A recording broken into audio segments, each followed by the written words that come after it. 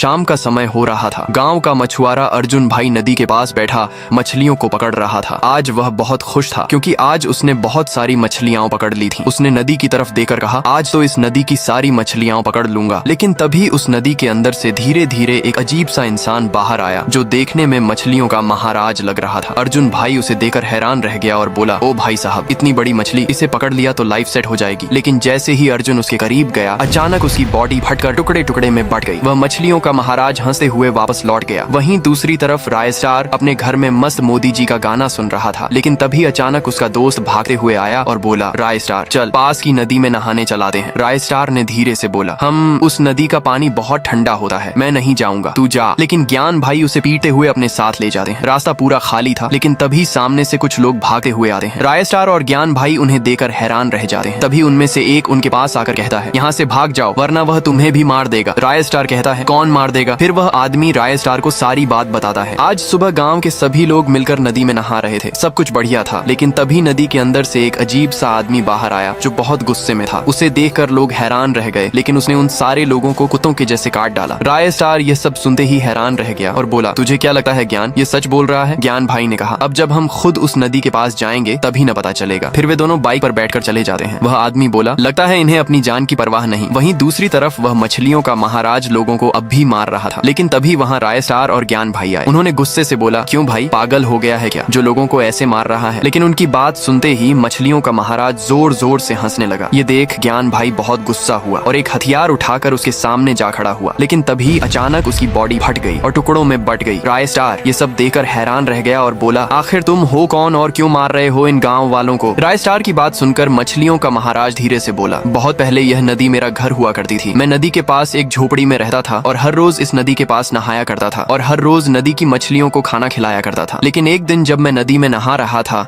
तभी कुछ बड़ी बड़ी गाड़ियां वहां आकर रुकी और उनमें से उतरे रहमान डाकैत और उसके कुछ आदमी। रहमान डाकैत एक बहुत बड़ा डाकू था जो लोगों को सब्जियों के जैसे काट देता था और आज वह अपने आदमियों के साथ नदी की मछलियों को पकड़ने आया था। वह और उसके आदमी मिलकर मछलियां पकड़ ही रहे थे कि मैं उसके सामने जाकर खड़ा हुआ और बोला, इन मछलियों को मत कुछ करो, इन्होंने तुम्हारा क्या बिगाड़ा है? लेकिन उसने मेरी एक न सुनी और गुस्से में आकर उसने मुझे भी मार दिया। उस दिन से मैं इस नदी की रक्षा कर रहा हूँ और मेरा एक ही मकसद है, उस रहमान डाकैत को मारना। लेकिन उसके लिए मुझे एक साथी की जरूरत है। राय स्टार यह सब सुनते ही हैरान रह गया, लेकिन तभी उसे एक आइडिया आया। उसने बोला, अगर मैं तुम्हारा साथ दूं उसे मारने में तो क्या तुम मेरे दोस्त को वापस जिंदा कर दोगे? मछलियों के महाराज ने हंसते हुए बोला, बिल्कुल। फिर उसने राय स्टार के ऊपर एक जादू किया जिससे वह भी उसके जैसा शक्तिशाली बन गया। पार्ट 2 के लिए 1K कमेंट करवाओ।